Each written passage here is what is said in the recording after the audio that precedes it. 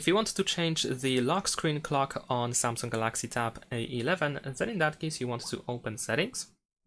On the left side we're gonna scroll down and go to Wallpaper and Style, and then over here choose the lock screen. We want to tap on it in order to start customizing the lock screen. Of course, over here we have our clock. We can tap on it in order to start customizing.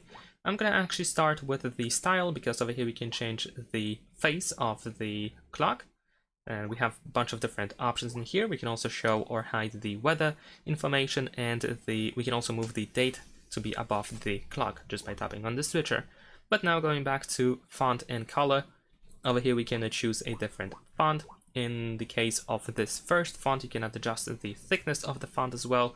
You can change the color, and we can also grab by these corners in order to adjust the size of the clock. We should also be able to move it around, as you can see. If you want to place it somewhere else, then you can easily do that as well. Once you are done with changes, press done in the upper right corner. And that's it. Thanks for watching, leave a like and subscribe.